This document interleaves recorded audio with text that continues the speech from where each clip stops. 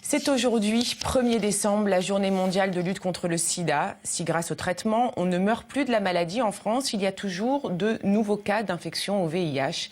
Et il semblerait que la population baisse la garde. Un constat qui n'épargne pas la Corse. Les personnes atteintes témoignent pourtant des difficultés à vivre avec ce virus. Dossier signé Caroline Ferrer et Stéphane Lapera.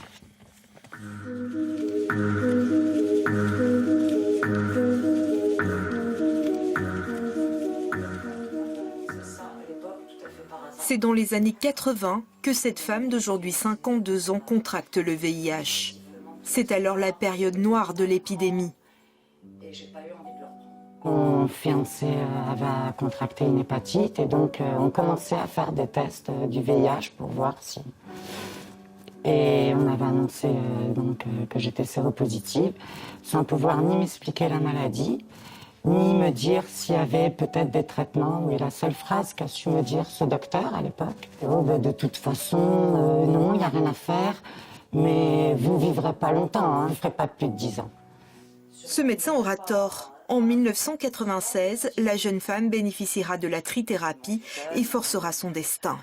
Il faut dire qu'en 30 ans, les avancées médicales ont été considérables. Service infectiologie de l'hôpital Eugénie à Ajaccio. Pour ce praticien, la plupart des séropositifs traités auraient dorénavant une vie presque normale.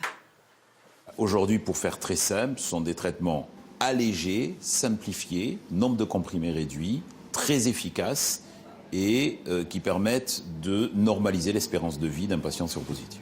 Avec des effets secondaires désormais bien plus réduits que ce qu'on observait avant. Et de toute façon, la gamme de médicaments est suffisamment importante pour adapter le meilleur traitement en fonction du patient. Des médicaments tellement efficaces que tout séropositif doit être détecté le plus tôt possible. D'autant qu'en Corse, environ 400 personnes sont porteuses du virus et parmi elles, une cinquantaine l'ignoreraient. Il est essentiel de pouvoir accéder à un dépistage pour deux raisons majeures. La première, c'est un patient dépisté va pouvoir accéder à la prise en charge médicale et recours aux soins et aux traitements.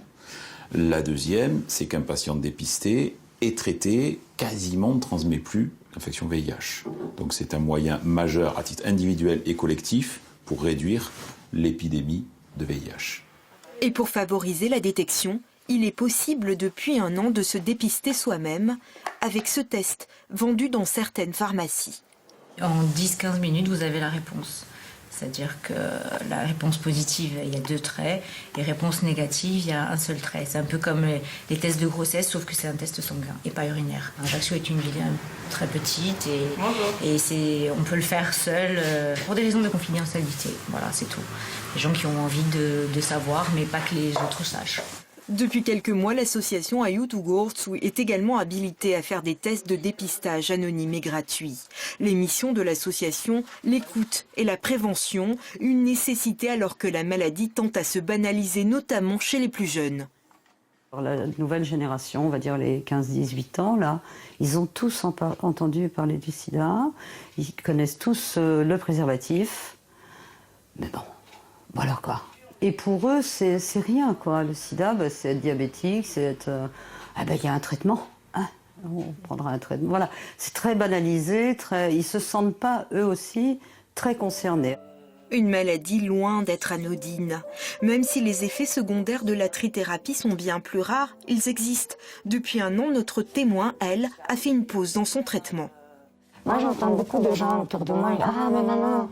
C'est rien le sida, c'est des maladies chroniques, les médicaments sont miracles. Sûrement que grâce aux médicaments, on peut continuer de vivre. Et ils ne nous mettent pas par terre comme il y a 30 ans en arrière. Sûrement, ils ne nous mettent pas dans la tombe. Sûrement on peut continuer de vivre. Mais ils sont très lourds à supporter. Enfin moi en tout cas... Ne donc pas baisser la garde et conserver les bons réflexes. En France, 6 à 7 000 nouveaux cas de VIH sont déclarés chaque année.